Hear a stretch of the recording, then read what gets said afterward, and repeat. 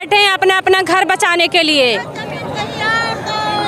अपना अपना घर बचाने के लिए हम लोग इकट्ठा करके एक एक रुपये लगा के पैसा एक अपना घर बनाए और खून पसीना बहा के हम लोग अपना अपना इकट्ठा करके बनाए। अब उस पर धरना दे रहे हैं 20 तारीख को घर खाली कर दो और 19 तारीख को लाइट कटने के लिए बोल दिए हैं। हम लोग कहाँ जाएंगे इतनी जनता? हम लोग 30-32 साल से यहाँ 40 साल से रहे यहाँ, तो उनको जंगल क्यों दिखा रहे हैं? इतनी जनता पब्लिक भरी हुई है, वहाँ जंगल दिखा रहे हैं आके।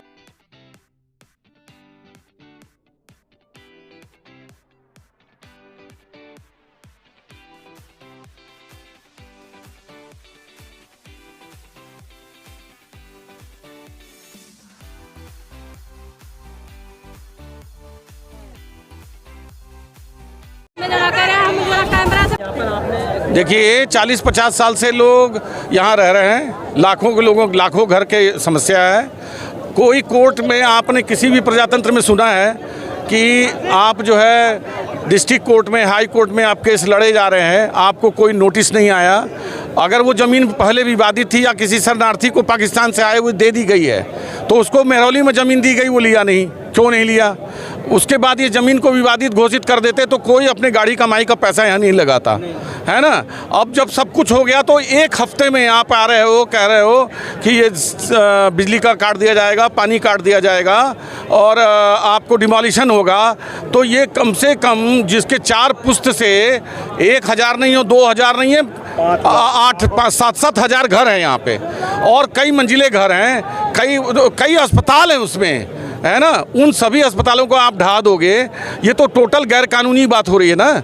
हमारा माननीय न्यायालय से भी यही अनुरोध है कि आपने कोई भी एक नोटिस उन जगहों को पूछ के, सरकार से क्यों नहीं पूछा आपने कि वो ज़मीन, सरकार 2015 में कह रही है कि वो ज़मीन खाली पड़ी है और जबकि यहाँ 2015 में 2/3 से ज़्यादा लोग बस चुके थे और सबने पैसे देके सरकार के राजस्व में खारिज दाखिल किया है कोर्ट में।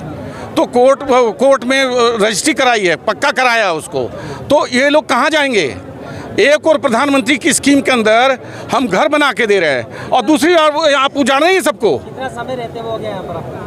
ये हमें हो गया कम से कम 12-15 साल हो गया। 12 साल में कोई ऐसी आपको कोई कुछ नहीं कोई नोटिस नहीं। एक बार सुनिए, दिल्ली सरकार ने हजारों करोड़ रुपया, प्रेजेंट गवर्नमेंट ने भी सीवर में, पानी में, सब जगह खर्च किए, सड़क बनवाई है।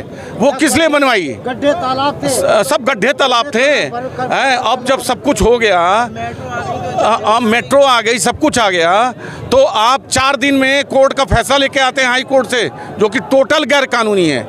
कि आपने वहाँ के जो लोग हैं उनकी भी तो बात सुननी चाहिए कि वो लोग कब से रह रहे हैं, कितने साल से।